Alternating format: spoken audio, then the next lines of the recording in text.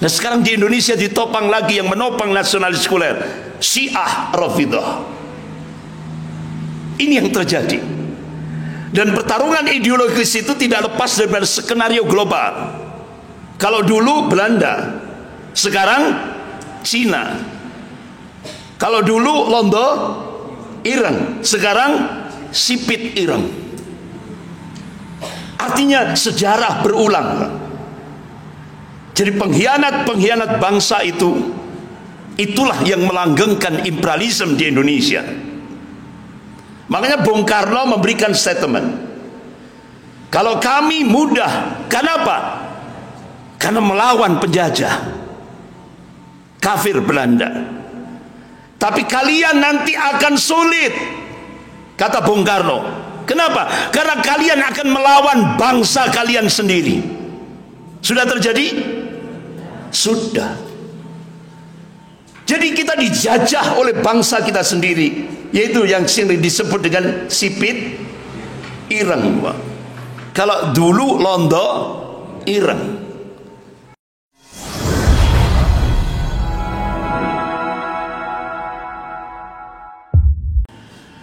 Assalamualaikum warahmatullahi wabarakatuh. Innal hamdalillah nahmaduhu wa nasta'inuhu wa nastaghfiruh wa na'udzu billahi min shururi anfusina wa min sayyiati a'malina. May yahdihillahu fala mudilla lahu wa may yudlil fala hadiya lahu. Asyhadu an la ilaha illallah wahdahu la syarika lahu wa asyhadu anna Muhammadan abduhu wa rasuluh.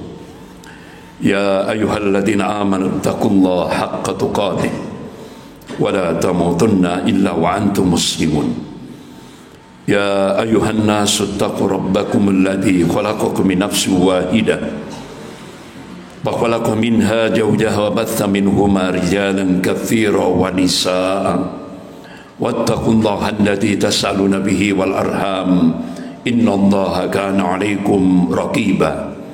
Ya ayyuhalladzina amanu taqullaha wa qulu qawlan sadida yuslih lakum a'malakum wa yaghfir lakum dhunubakum wa may yuti'illaha wa rasulahu faqad faza fawzan 'azima.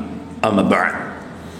Fa inna asdaqal hadis kitabullah wa khairul hadi hadi Muhammadin sallallahu alaihi wasallam wa syarrul umur muhdatsatuha wa kullu muhdatsatin bid'ah wa kullu bid'atin dhalalah wa kullu dhalalatin finnar. Bapak-bapak, ibu-ibu yang dimuliakan Allah, tepat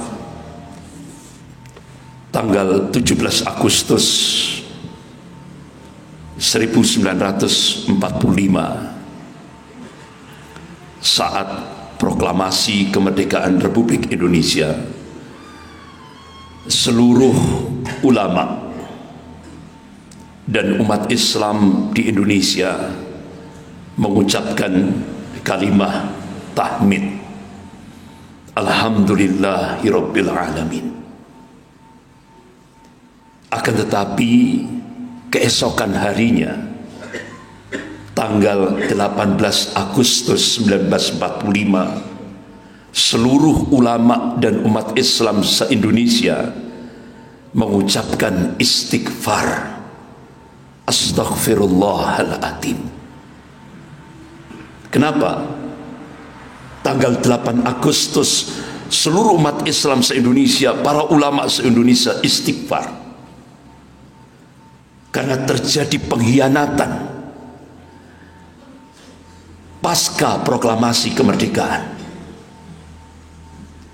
Sebelum proklamasi terjadi pengkhianatan, saat proklamasi terjadi pengkhianatan, pasca proklamasi terjadi pengkhianatan yang dilakukan oleh kelompok nasionalis sekuler. Dulu bapaknya, sekarang anaknya, diteruskan oleh petugasnya, Pak Mukidi. Nanti kita buka sejarah supaya umat Islam tidak lupa itu. Ini peristiwa besar dalam kehidupan berbangsa dan bernegara yang harus diungkap. Bahkan pengkhianatan itu sudah saya bawakan 4 buku sejarah yang ditulis oleh pakar-pakar sejarah yang nanti kita ungkap bersama.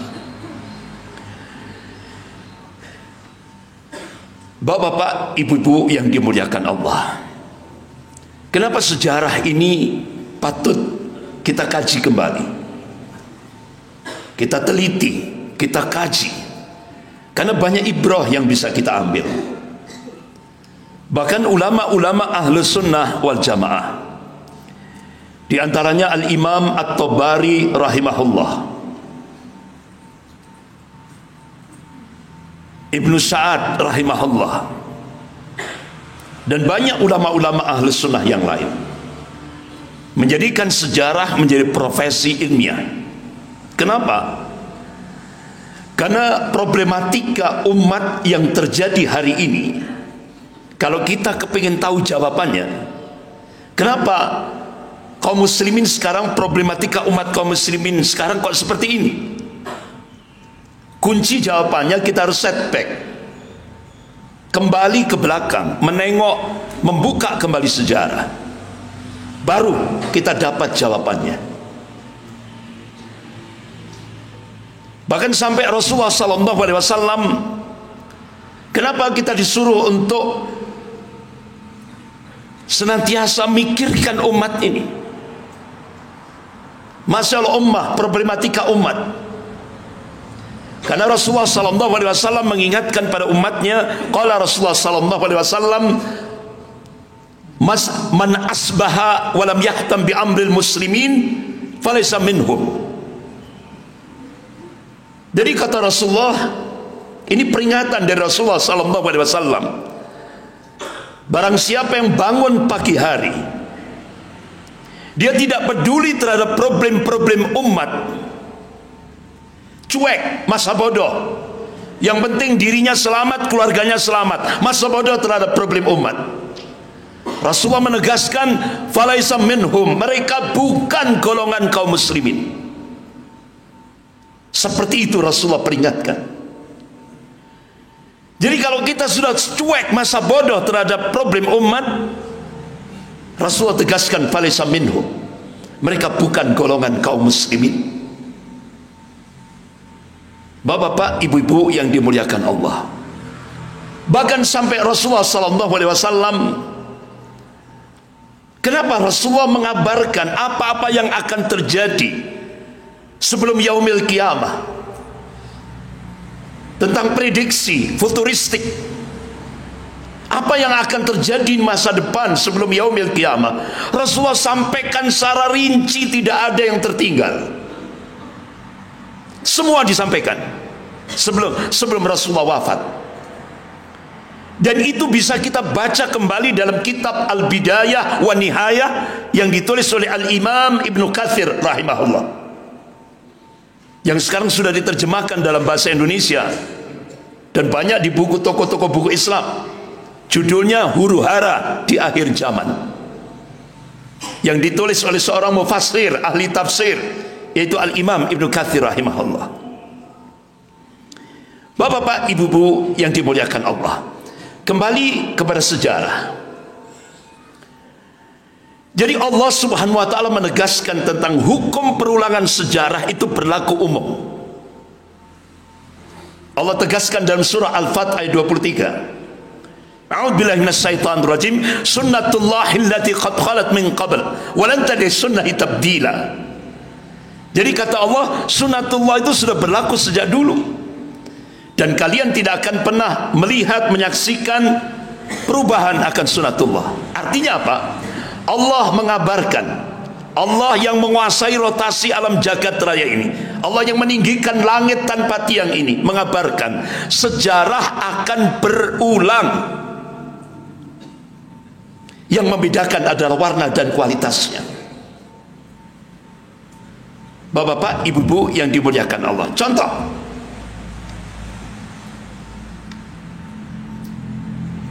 saat Indonesia dijajah oleh Belanda, hampir 350 tahun.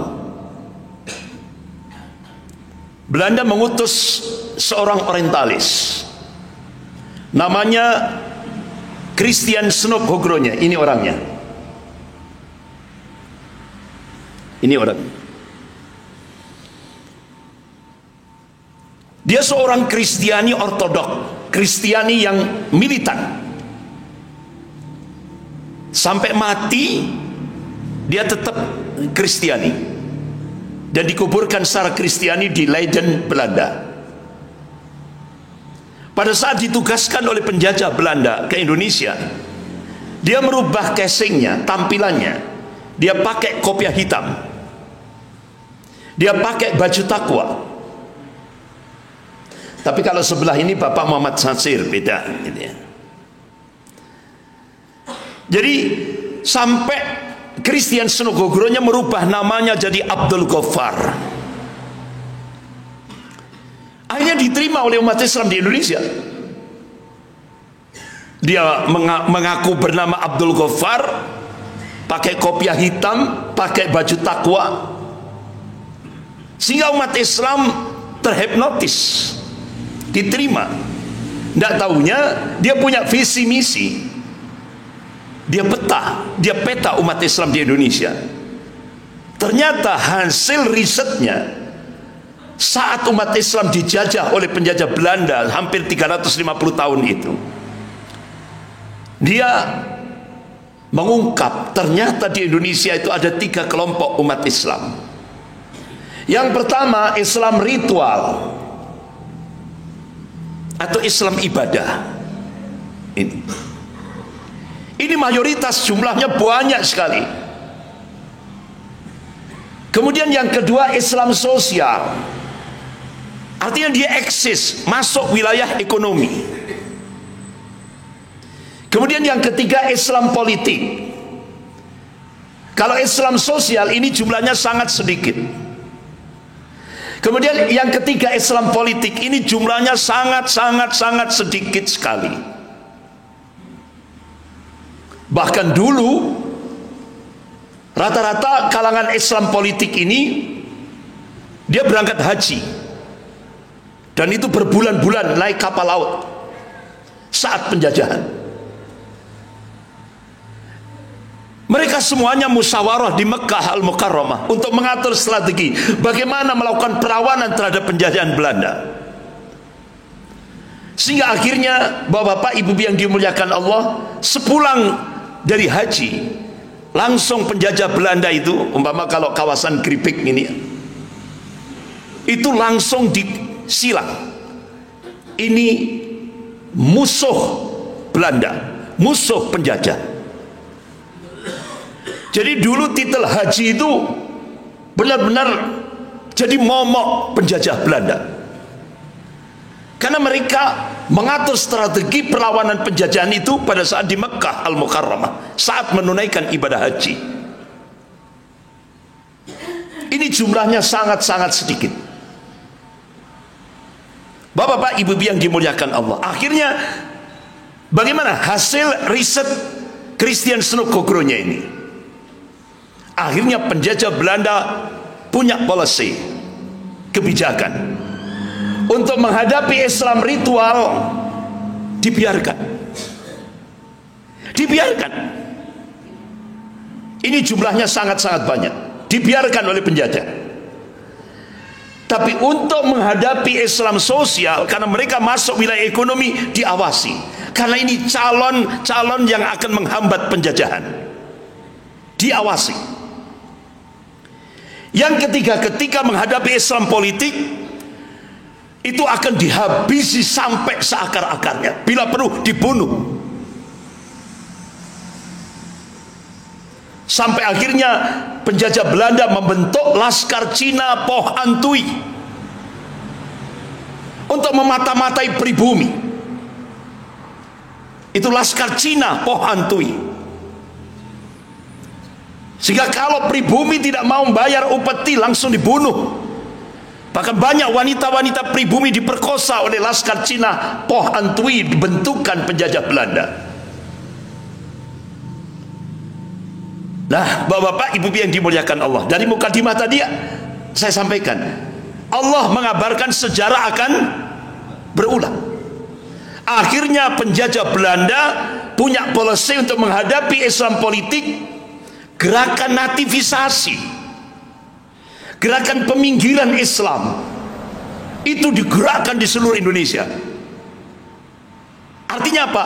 Islam dipinggirkan dari pribumi.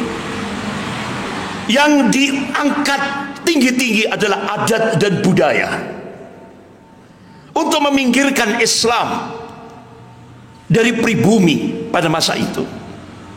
Nah, kira-kira sekarang berulang tidak sejarah itu? Berulang, karena Allah yang ngasih kabar. Coba sekarang, bahkan sampai Bapak Muhammad Natsir yang sebelahnya ini Perdana Menteri pertama Republik Indonesia, tokoh Masumi, Majelis Syura Muslimin Indonesia. Kata beliau, kalau Islam beribadah dibiarkan, bahkan sekarang difasilitasi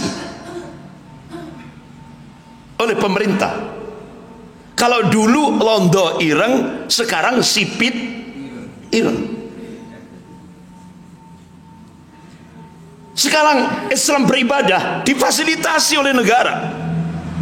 Tapi kalau sudah Islam sosial, dia masuk pada wilayah ekonomi, akan diawasi. Contoh sekarang, sampai-sampai Indomaret, Alfamaret minta bantuan pemerintah untuk menutup Madura Maret. Kenapa? Karena Madura Maret buka 24 jam.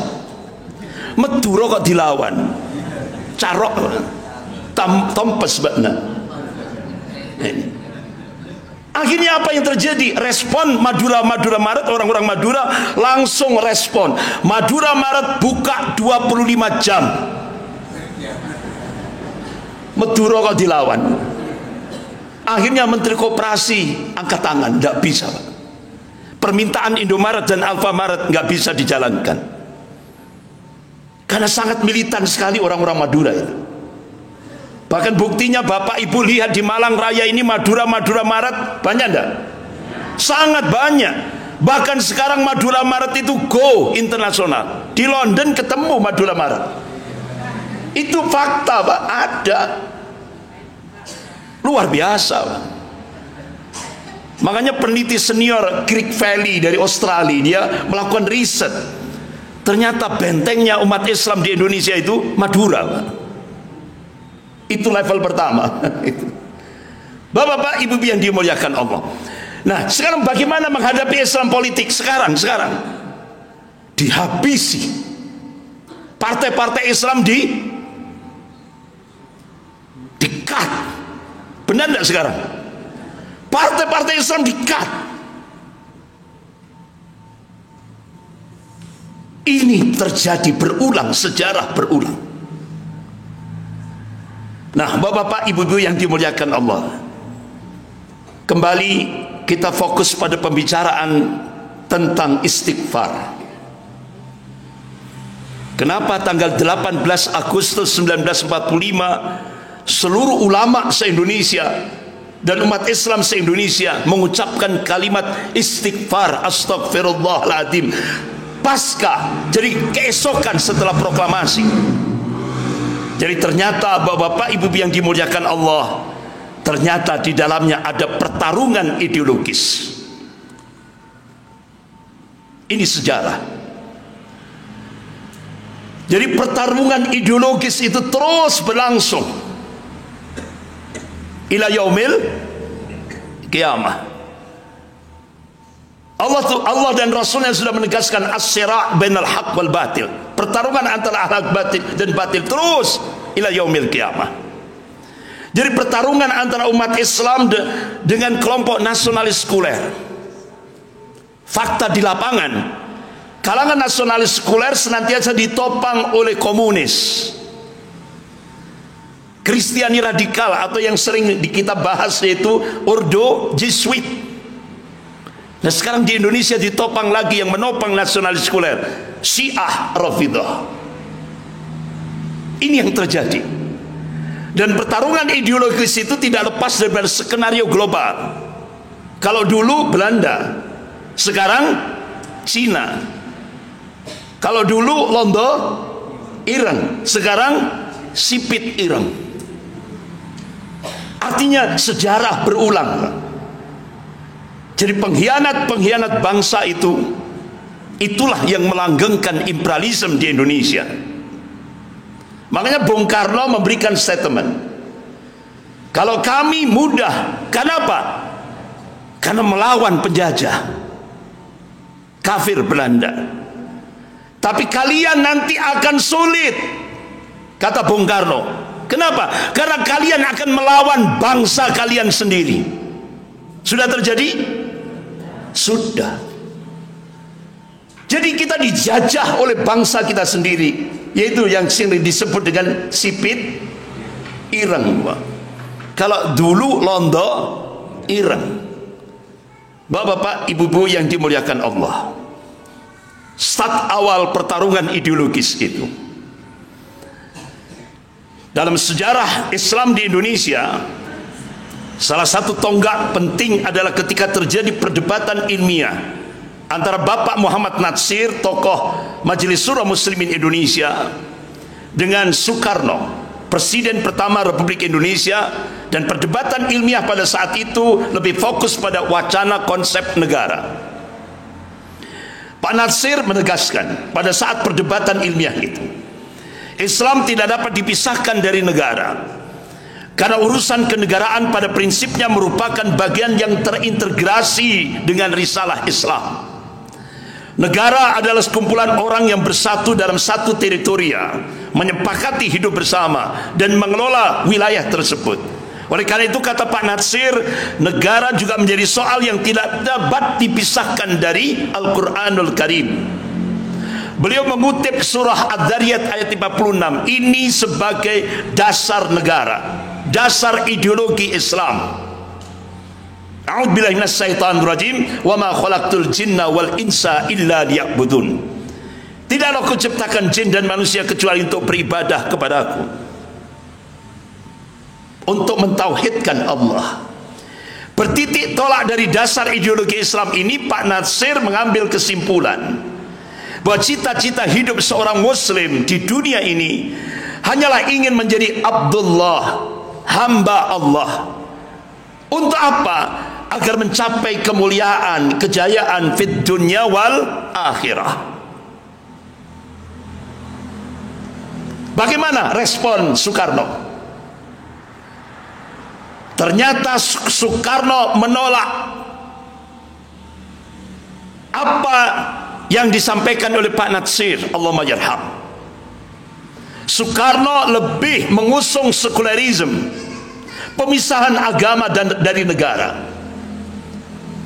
Soekarno menolak Islam sebagai dasar negara. Soekarno lebih berkiblat pada pemikiran Mustafa Kemal Atatürk, anggota Freemasonry Zionis Yahudi Internasional, yang menurut Pak Natsir, Mustafa Kemal Atatürk itu adalah bapak sekularisme Turki, begundal Zionis Yahudi Internasional. Padahal bapak-bapak, ibu yang dimuliakan Allah, Mustafa Kemal Atatürk itu manusia yang paling dilaknat oleh Allah, diadab akhir hidupnya setelah Fir'aun. Ini Pak, orangnya, sebelahnya Pak Karno ini. Bahkan kematiannya sangat tragis. Itu penyakit yang dialami itu tidak pernah ada di muka bumi ini. Jadi kalau ditiup angin dia berteriak histeris sampai tinggal tulang belulang. Kenapa? Karena Mustafa Kemal Atatürk saat dia memimpin Turki, dia hancurkan Islam sampai seakar-akarnya, sehingga hukum Islam dicampakkan. Bahkan masjid-masjid dirubah jadi tempat prostitusi. Masjid-masjid dijadikan, dirubah jadi tempat bar, minum-minum khamar. Madrasah semua dirusak semuanya. Bahkan azan tidak boleh pakai bahasa Arab. Azan harus pakai bahasa Turki. Bahkan Mustafa Kemal Atatürk memerintahkan semua tentara dan polisinya untuk menangkapi muslimah-muslimah yang pakai jilbab. Wajib dilepas. Kalau enggak, dijebloskan ke penjara. Banyak ulama-ulama yang dihabisi pada masa itu. Al-Quran benar-benar dilecehkan betul oleh Mustafa Kemal Atatürk. Disingkirkan dalam kehidupan kaum muslimin. Sampai akhirnya bapak-bapak ibu yang dimuliakan Allah, Mustafa Kemal Atatürk tinggal tulang belulang, mati. Nah, saat dikuburkan, saat dimasukkan ke lubang kubur, Allahu Akbar, terlempar dari dalam.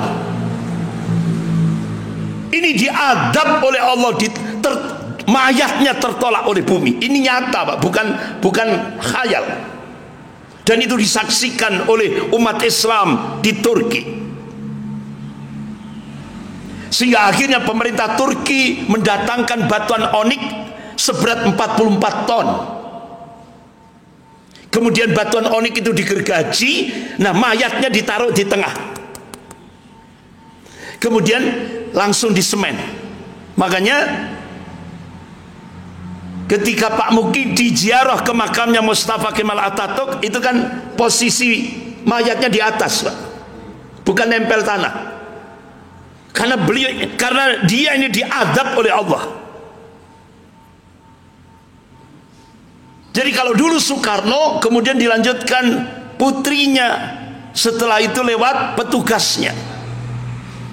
Dia ziarah ke makamnya Mustafa Kemal Atatürk. Bukan ke makam Muhammad Al-Fatih yang ada di Turki, bukan. Kalau Muhammad Al-Fatih itu mujahid yang dikabarkan oleh Rasulullah SAW dan akhirnya membebaskan Turki Utsmani, membebaskan Konstantinopel ini.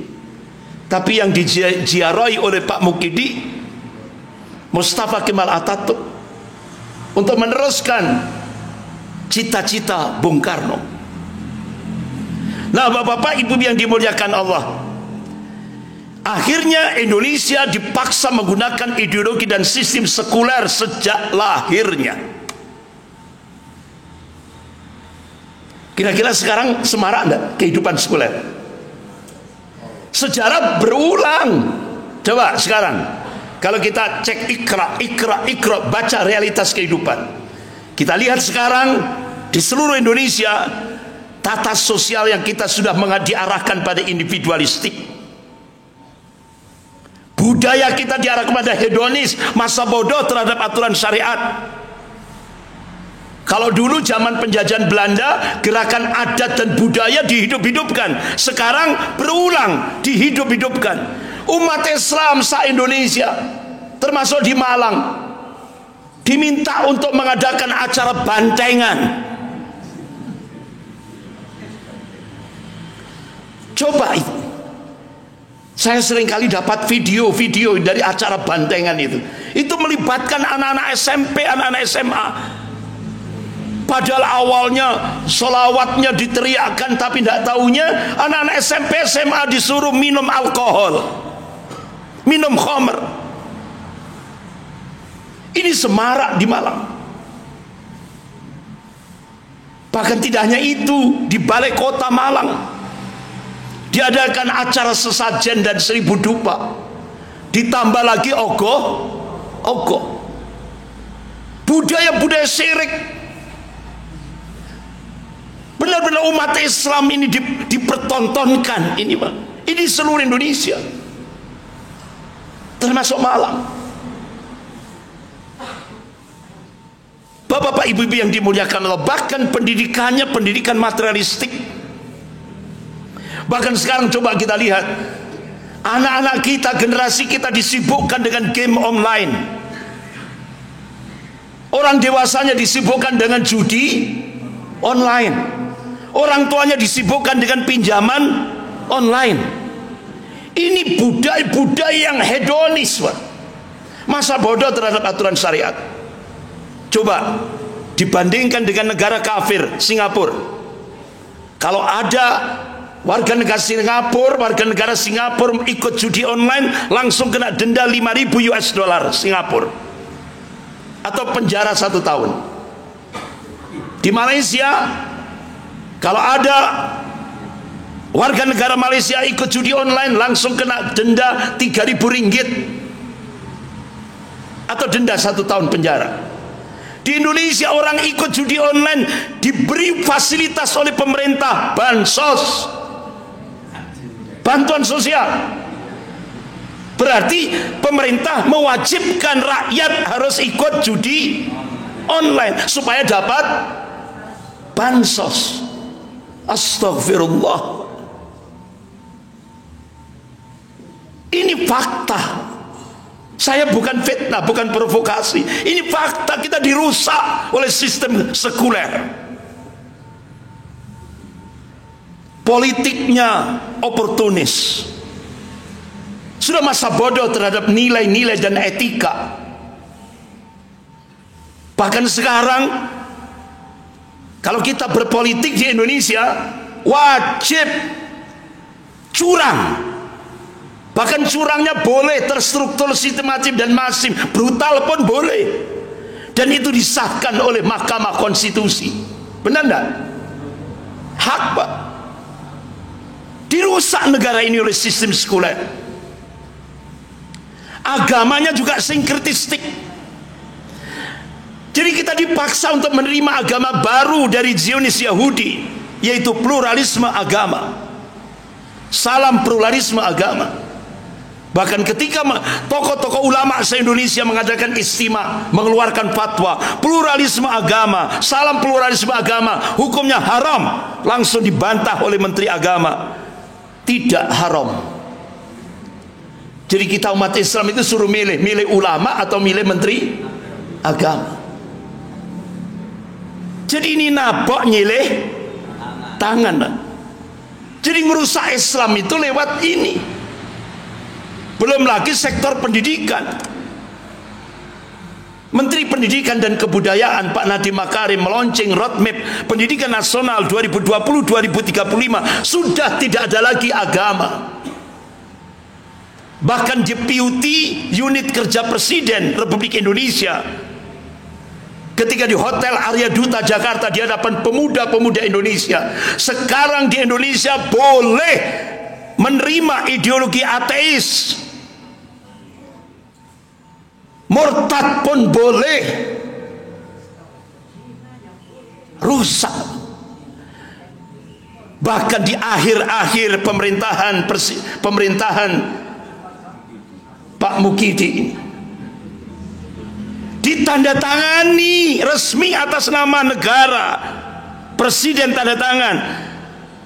Jadi sekarang pemerintah akan menyiapkan gratis kondom untuk anak-anak SMP dan SMA, alat kontrasepsi. Dirusak. Jadi free sex sekarang, seks bebas sah menurut negara, Pak. Umat Islam jangan diam. Nah, bapak-bapak, ibu-ibu yang dimuliakan Allah, ayo kita buka sejarah. Kenapa kok sekarang terjadi seperti ini? Ternyata itu sudah terjadi sejak sebelum proklamasi, saat proklamasi, dan pasca proklamasi. Kita buka. Ada 4 peristiwa besar dalam sejarah perjuangan politik Islam di Indonesia yang bisa kita ambil ibrah, pelajaran. Yang pertama, terjadinya perdebatan sengit dalam Badan Penyelidik Usaha Persiapan Kemerdekaan Indonesia antara umat Islam melawan kaum nasionalis sekuler. Kronologisnya ini, Bang. Jadi pemerintah militer Jepang tanggal 29 April 1945 membentuk Dokuritsu Sumbi Sosakai, atau kalau di bahasa Indonesia kan Badan Penyelidik Usaha-Usaha Persiapan Kemerdekaan. Dan akhirnya ditetapkan masa sidangnya 2 kali. Pertama, tanggal 29 Mei sampai 1 Juni 1945. Sidang yang kedua tanggal 10 sampai 16 Juli 1945. Bapak-bapak, Ibu yang dimuliakan Allah, Musyawarah Badan Penyidik Usaha Persiapan Kemerdekaan ini dipimpin langsung oleh Bapak Rajiman Widyodiningrat, diikuti oleh 60 anggota. Ini yang bawah itu, dari golongan Islam, kaum pergerakan, kelompok pamong praja, wakil-wakil dari kerajaan-kerajaan dan kesultanan seluruh Indonesia. Kemudian dari kelompok minoritas, golongan minoritas, yaitu kelompok peranakan Eropa, peranakan Arab, Cina, dan anggota istimewa, yaitu dari utusan dari militer Jepang. Jadi ketika terjadi perdebatan yang sengit dan tajam, apa kalau bahasa kita, gebrak-gebrak meja, itu. Jadi perdebatannya panas. Nah, itu biasanya Bapak Kiai Ahmad Sanusi dari Perserikatan Ulama mengajak 60 peserta sidang Badan Pendidik Usaha Persiapan itu untuk berdoa. Siapa yang sering memimpin doa? Beliau adalah Bapak Ki Bagus Hadikusumo, pimpinan pusat Muhammadiyah yang ketiga. Yang pertama Kiai Haji Ahmad Dahlan, Allahumma yarham. Yang kedua Kiai Haji Mas Mansur, Allahumma yarham. Yang ketiga Ki Bagus Hadikusumo, Allahumma yarham. Alhamdulillah, beberapa minggu yang lalu saya diundang pengajian Sabtu pagi, itu mulai bertahun-tahun sudah, Pak. Pengajian ranting Muhammadiyah di Nitian, Yogyakarta. Tidak tahunya ketika saya masuk, ya Allah, ternyata masjid itu pendirinya Bapak Dr. Muhammad Busra Muqaddas, pimpinan pusat Muhammadiyah, dan beliau mantan ketua KPK. Tapi waktu itu saya hadir, beliau pas tidak ada di tempat, diwakili oleh takmir. Tidak tahunya ketika saya mengisi pengajian Sabtu pagi itu, pengajian rutin, pengajian ranting, itu saya diduetkan dengan cucunya Pak Ki Bagus Hadikusumo, namanya Pak Afnan Hadikusumo. Masya Allah, bapak-bapak, ibu yang dimuliakan Allah, ternyata Pak Afnan Hadikusumo itu saya sudah dibisik-bisiki sama Pak Takmir Masjid Mutahirin itu di pinggir jalan raya itu. Ternyata cucunya Pak Ki Bagus Hadikusumo ini sekarang ini digadang-gadang untuk menjadi wali kota Yogyakarta. Jadi saat saya ketemu salaman, Ustaz, saya seringkali lihat antum itu di YouTube. Di YouTube, ini yang seringkali kan di YouTube. Nah, akhirnya alhamdulillah sekarang bisa ketemu di darat. Tapi akhirnya saya balas, Pak Afnan, mudah-mudahan Bapak diberikan kemudahan oleh Allah untuk menjadi wali kota Yogyakarta, sehingga Bapak bisa berjuang untuk ad-dinul haq ini, untuk agama Allah ini. Jadi mudah-mudahan beliau dimudahkan oleh Allah. Amin ya rabbal alamin. Nah, bapak-bapak, ibu yang dimuliakan Allah, jadi keputusan-keputusan disepakati secara musyawarah dan musyawarah mufakat, kecuali ketika menentukan bentuk negara, apakah bentuk kerajaan atau republik. Nah, ini. Nah, bapak-bapak, ibu yang dimuliakan Allah, akhirnya pada tanggal 1 Juni 1945 Bung Karno mengusulkan istilah Pancasila sebagai dasar negara. Bagaimana respon 60 anggota termasuk ulama-ulama kita dalam Badan Penyidik Usaha Persiapan Kemerdekaan Indonesia? Alhamdulillah, Bapak Kiai Haji Wahid Hasim dari Nahdlatul Ulama, dari NU, Kiai Haji Abdul Qahar Mudzakkir dari Muhammadiyah, Kiai Haji Agus Salim dari Serikat Islam, dan seluruh anggota Badan Penyidik Usaha Persiapan Kemerdekaan menerima aklamasi, diterima. Akhirnya Soekarno membacakan teks Pancasila. Nah, ini Pak, sila pertama, nasionalisme atau kebangsaan Indonesia, yang bawah itu. Sila yang kedua, internasionalisme atau perikemanusiaan. Sila ketiga, mufakat atau demokrasi. Sila keempat, kesejahteraan sosial. Sila kelima, ketuhanan yang berkebudayaan. Kemudian Bung Karno memeras Pancasila jadi trisila. sosio-nasionalisme, sosio-demokrasi, dan ketuhanan. Kemudian diperas lagi jadi ekasila, gotong royong. Nah, siapa yang meneruskan ide Soekarno ini? Diteruskan oleh putrinya, Mbok D. Kemudian diteruskan oleh Pak Mukiti. Sampai sekarang berhasil. Ini. Jadi sekarang sudah tidak ada lagi Pancasila. Sudah tidak ada lagi Pancasila. Nanti kita buka prosesnya. Bagaimana respon dari ulama? Akhirnya 3 ulama menolak teks Pancasila yang diusulkan oleh Soekarno. Jadi Kiai Haji Wahid Hasim dari NU, Kiai Haji Abdul Qahar Mudzakkir dari Muhammadiyah, Kiai Haji Agus Salim dari Serikat Islam menolak usulan teks Pancasila dari Soekarno. Bapak-bapak, ibu yang dimuliakan Allah, kenapa ditolak? Karena Soekarno meletakkan ketuhanan pada sila buntut, ditaruh paling belakang. Itu ditolak oleh ulama. Kemudian yang kedua, musyawarah diganti oleh Soekarno jadi demokrasi. Makanya sekarang diteruskan putrinya, partai, nah itu diteruskan oleh putrinya. Ini sejarah. Ulama menolak. Karena musyawarah dengan demokrasi itu beda. Karena demokrasi itu barat, ya kan? Ya. Ada kebebasan yang tidak bertanggung jawab. Kalau musyawarah itu terikat vertikal dan horizontal kepada Allah dan hablum minallah dan hablum minan nas. Itu musyawarah. Nah, akhirnya Bapak Soekarno benar-benar mengakui gitu ya. Apa yang disampaikan oleh beliau bukan digali dari budaya bangsa. Pancasila itu justru merupakan ide transnasional. Bung Karno mengakui juga dalam buku Lahirnya Pancasila yang ditulis oleh Bung Karno. Jadi Bung Karno mengakui ketika beliau mengusulkan 5 asas Pancasila tadi terpengaruh dengan salah seorang tokoh Freemason regionis Yahudi dari Tiongkok, yaitu Dr. Sun Yat-sen. Ini Pak, ini sejarah Pak, gak boleh dihapus ini. Makanya dulu pada masa akhir pemerintahan Soekarno ada Jakarta Peking. Sekarang sejarah berulang, Jakarta Beijing. Berulang Pak. Allah yang ngasih kabar.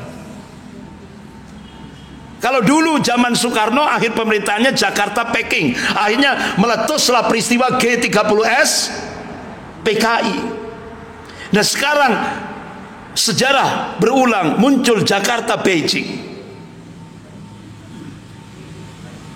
Sejarah akan berulang.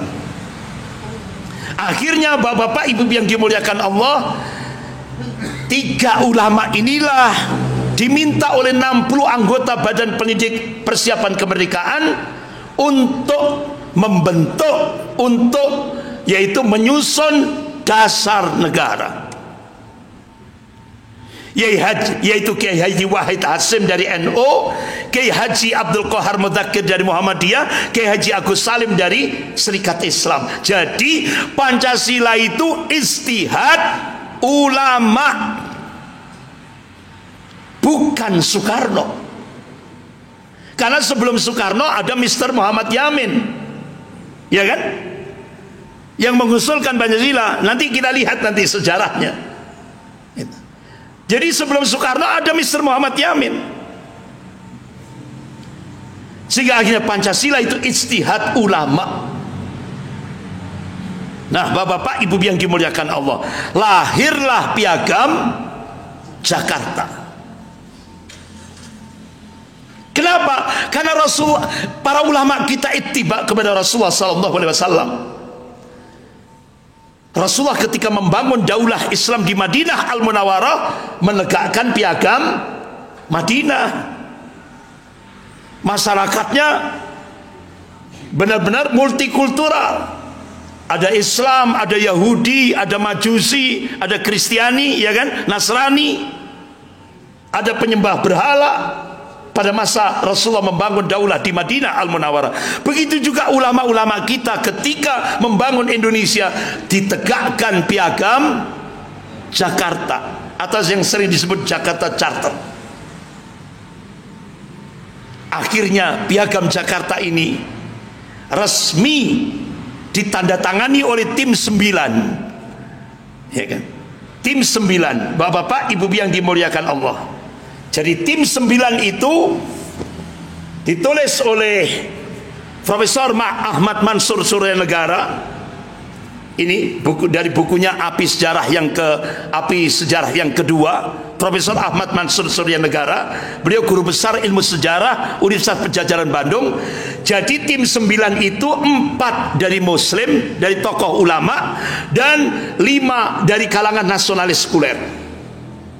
Jadi 4 dari Muslim itu adalah Kiai Haji Agus Salim, Kiai Haji Abdul Kusno Cokro Suyoso, Kiai Haji Abdul Qahar Mudakir, dan Kiai Wahid dari Muhammadiyah, dan Kiai Wahid Hasim dari NU, termasuk Kiai Agus Salim dari Serikat Islam. Jadi 4 yang dari ulama Islam, dari tim 9. Inilah yang disebut dengan the founding father, pendiri negara Republik Indonesia. Ini 9 orang ini, Pak. Ya, dari kalangan nasionalis sekuler, Soekarno, Muhammad Hatta, Maramis dari Kristiani, kemudian Ahmad Subarjo, dan Muhammad Yamin.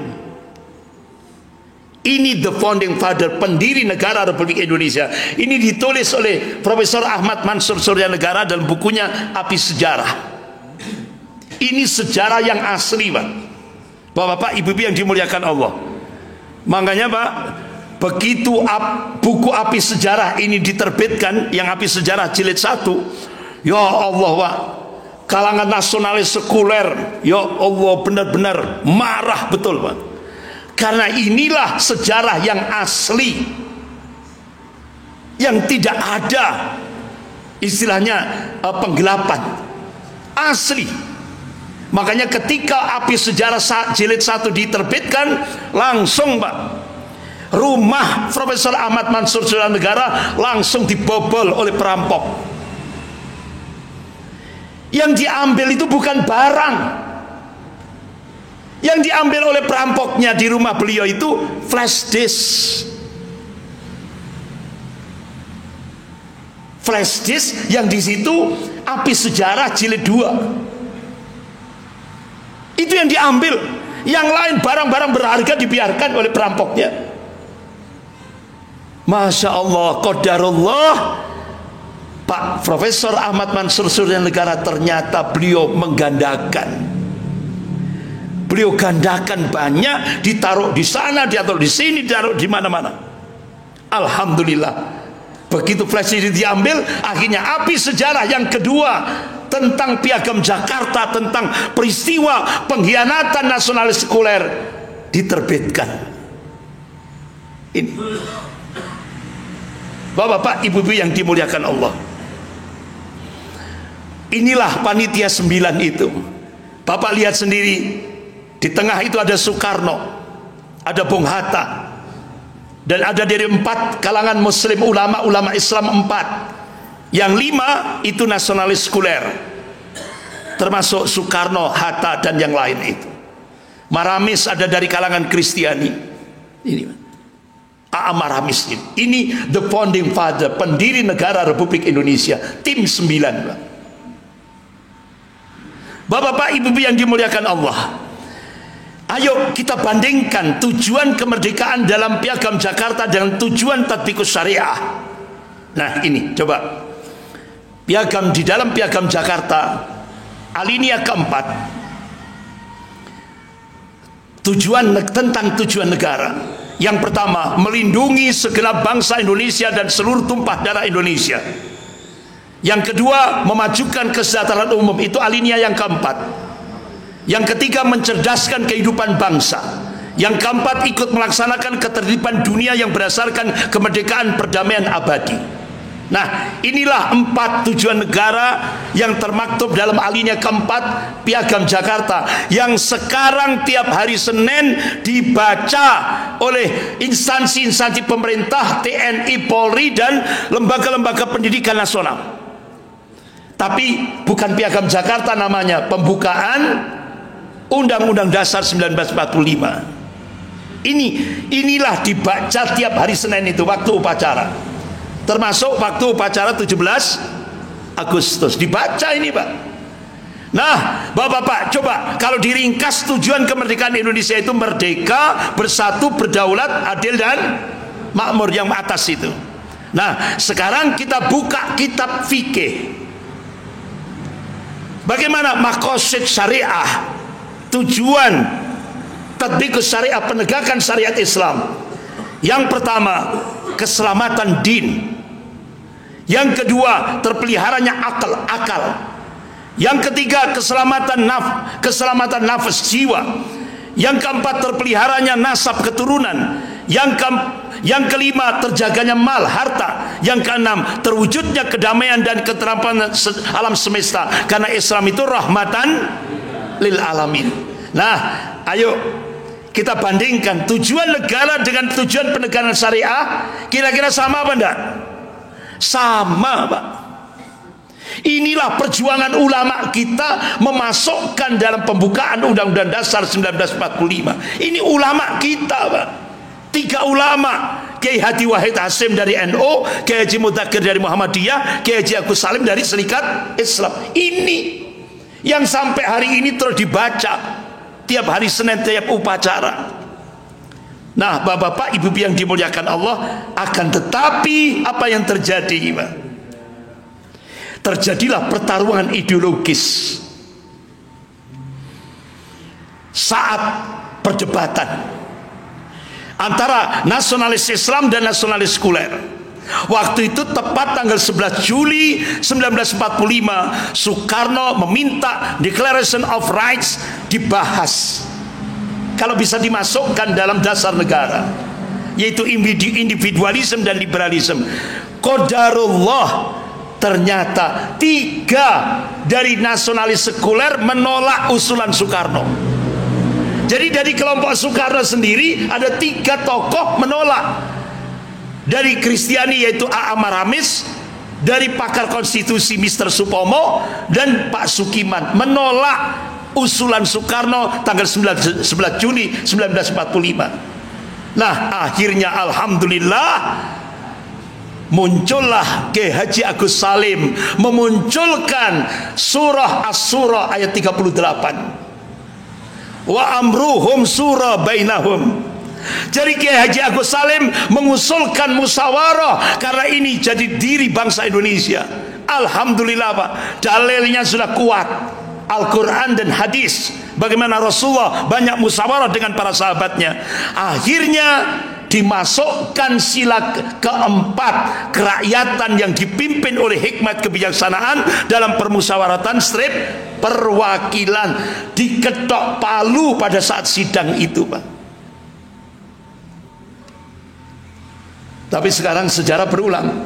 Kira-kira surah dihilangkan apa enggak? Dihilangkan sekarang. Jadi demokrasi. Hilang sudah musyawarahnya. Ini sejarahnya seperti ini. Nah, ini yang paling gawat, Bapak Ibu yang dimuliakan Allah. Kapan dicoretnya, kapan dihilangkan Piagam Jakarta, penggantian Piagam Jakarta jadi pembukaan? Ternyata itu peristiwa itu terjadi pada saat persidangan tanggal 14 Juli 1945. Jadi Piagam Jakarta diganti pembukaan Undang-Undang Dasar 1945. Inilah pengkhianatan yang pertama kali yang dilakukan oleh kelompok nasionalis sekuler. Kemudian alinea pertama sampai 3, kata-kata Bismillahirrahmanirrahim dengan nama Allah yang Maha Pengasih lagi Maha Penyayang dihapus oleh kelompok nasionalis sekuler. Alinea keempat, dengan nama Allah yang Maha Pengasih lagi Maha Penyayang dicoret. Inilah pengkhianatan yang pertama kali dilakukan oleh kelompok nasionalis sekuler. Akhirnya bawah tanggal 19 Agustus Soekarno dan Hatta menghadap Panglima Militer Jepang se-Asia Selatan di Saigon, Jenderal besar Terauchi, untuk menerima keputusan pembentukan Dokuretsu Sumbi Inkai PPKI.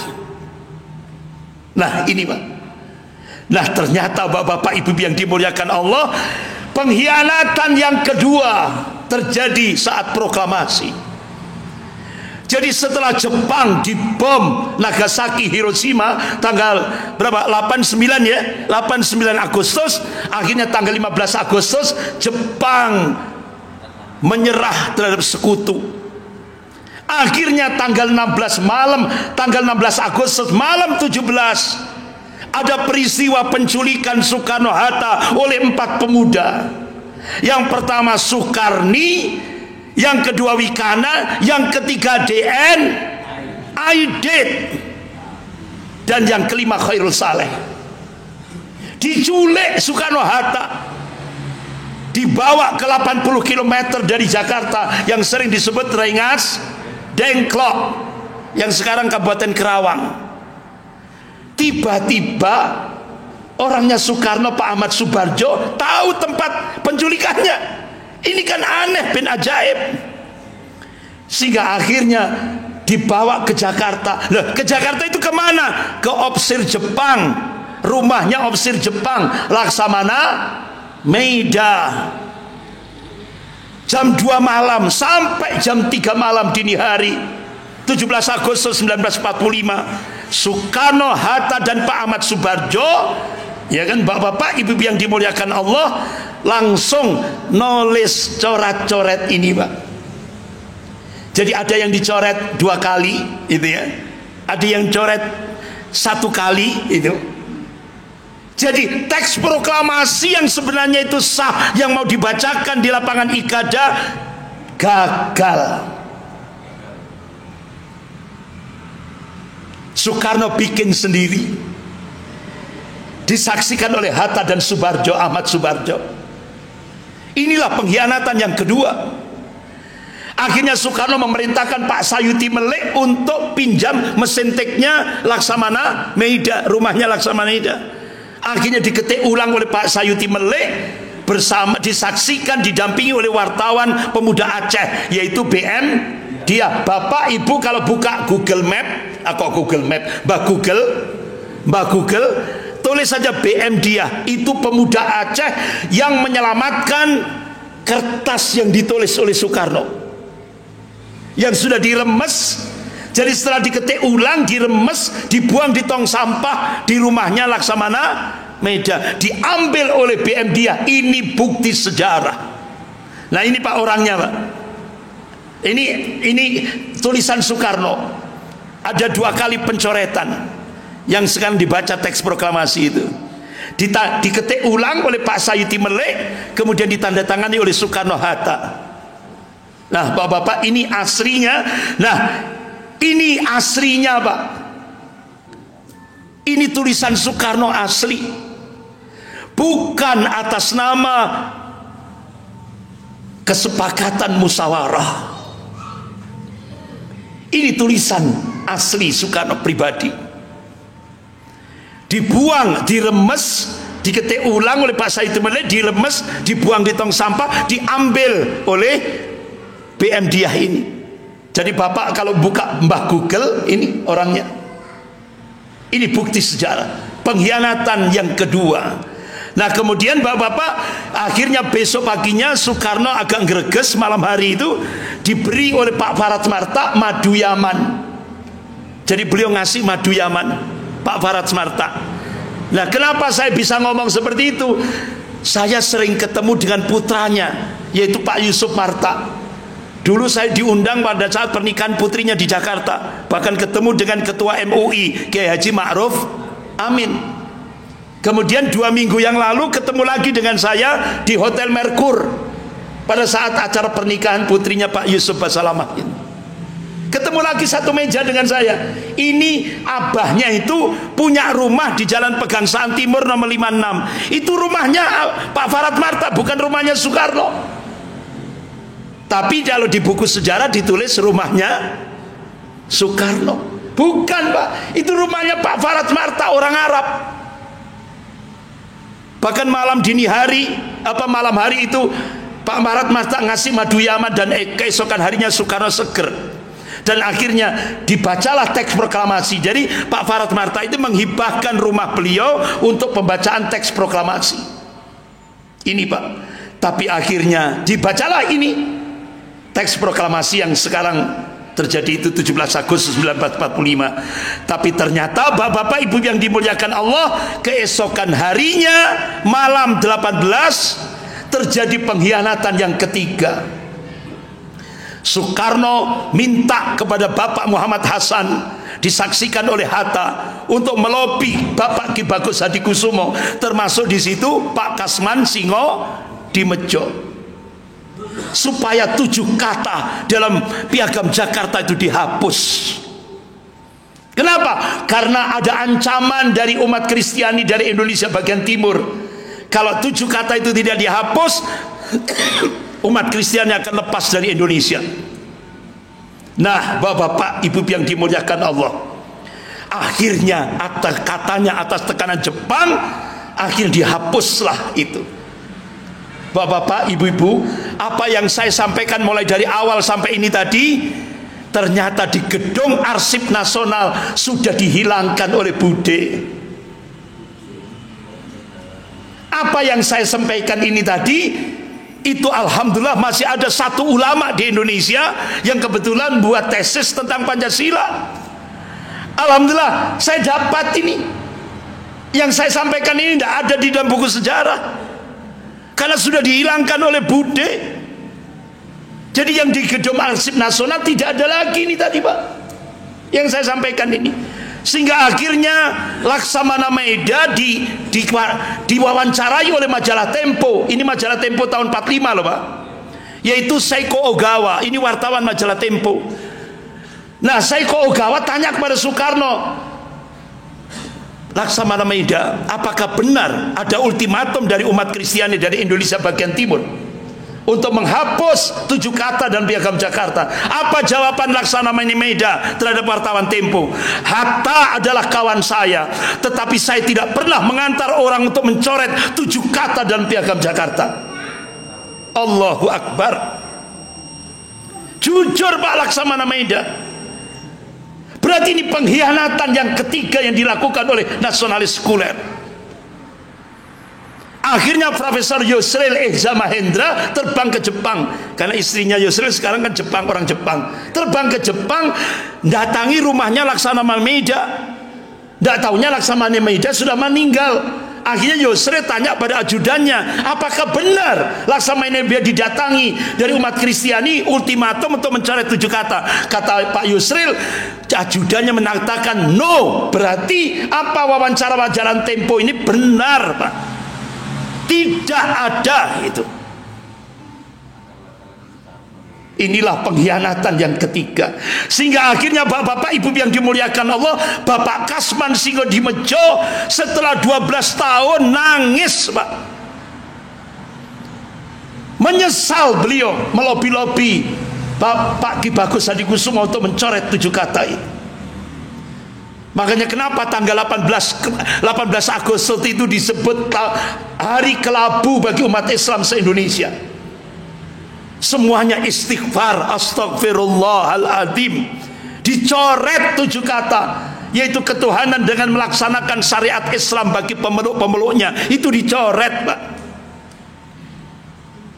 Dan akhirnya Pak Ki Bagus Hadikusumo, kalau syariat dicoret, kita berjuang untuk yang lebih atas dari itu.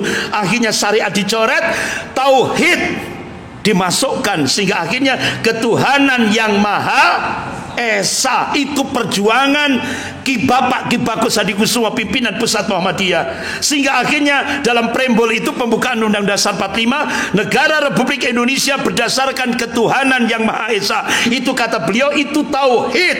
Jadi Indonesia ini dibangun di atas landasan tauhid. Itu loh, Pak. Tapi sekarang tidak ada lagi ketuhanan yang maha esa. Pak, tidak ada lagi ketuhanan Maha Esa. Ini buktinya. Jadi sekarang dirubah oleh Bude lewat termasuk juga Pak Mukidi. Kapan ngerubahnya? Ternyata pasca reformasi Mei 98 terjadilah perubahan, perjuangan untuk merubah, Pak. Kemudian 2012 disosialisasikan oleh kader-kadernya Bude. 2013, 2014 Bude langsung proklamasi. Apa? Penggantian ketuhanan yang Maha Esa diganti ketuhanan yang berkebudayaan sesuai dengan bapaknya. Akhirnya muncullah keputusan presiden, hari lahir Pancasila tidak lagi 18 Agustus sesuai konsensus nasional, tapi hari lahir Pancasila yaitu pada saat Soekarno pidato, dan 1 Juni itulah menurut Pak Mukidi hari lahir Pancasila. Padahal itu Pancasila 1 Juni itu Pancasilanya DN, itu yang artinya apa? Itu yang didukung oleh DNAID, itu versi pribadi Soekarno yang didukung oleh DNAID. Nah, Bapak-bapak, akhirnya muncullah keputusan Presiden nomor 24 tahun 2016, sehingga akhirnya 1 Juni sekarang sudah disosialisasikan, bukan lagi 18 Agustus. Habis itu muncul peraturan Presiden nomor 7 tahun 2018. Habis itu muncul Undang-Undang nomor 11 sampai tahun 2019. Akhirnya sekarang Pancasila tidak lagi sebagai sumber dari segala sumber hukum. Ternyata sekarang yang menjadi sumber segala sumber hukum itu Presiden. Baru tahu sekarang? Baru tahu sekarang? Sehingga akhirnya orang bertanya-tanya, kenapa DPR mandul, legislatif mandul, yudikatif mandul? Karena sekarang sumber dari segala sumber hukum bukan lagi Pancasila, tapi Presiden. Sehingga akhirnya legislatif DPR mandul, yudikatif mandul, Mahkamah Konstitusi dirubah jadi Mahkamah Kakak, Mahkamah Agung dirubah jadi Mahkamah Adik. Benar? Nyata. Inilah yang terjadi. Alhamdulillah, bahkan bapak-bapak, ibu-ibu yang dimuliakan Allah. Jadi kalau kita secara rinci sekali ini, tapi ini buku kuno, buku kuno ini. Jadi tentang pencoretan 7 kata ini sejarah ini benar-benar jangan sampai dihilangkan oleh umat Islam. Nah, bapak-bapak, makanya ini tulisannya kan pakai OE, tojuh, kuanto ijo kata. Ini Pak, ini buku kuno ini. Jadi kitab kuning, kertasnya kuning. Jadi bapak-bapak, ibu-ibu yang dimuliakan Allah, mudah-mudahan apa yang kita bahas sampai jam 6 10 menit, mohon maaf agak lama ini, karena supaya tuntas, Pak, ya kan, supaya tuntas, sehingga nanti bulan depan kita mencoba untuk pembahasan yang lain, insyaallah. Bapak-bapak, ibu-ibu yang dimuliakan Allah, saya kira itu. Dan mudah-mudahan apa yang kita bahas pada pagi hari ini mendapatkan ridha dari Allah Subhanahu wa taala. Amin ya rabbal alamin. Sekian, kita akhiri dengan bacaan hamdalah dan doa kafarat majlis. Alhamdulillahirabbil alamin. Subhanakallahumma wa bihamdika asyhadu an la ilaha illa anta astaghfiruka wa atubu ilaik. Wabillahi taufik wal hidayah. Wassalamualaikum warahmatullahi wabarakatuh.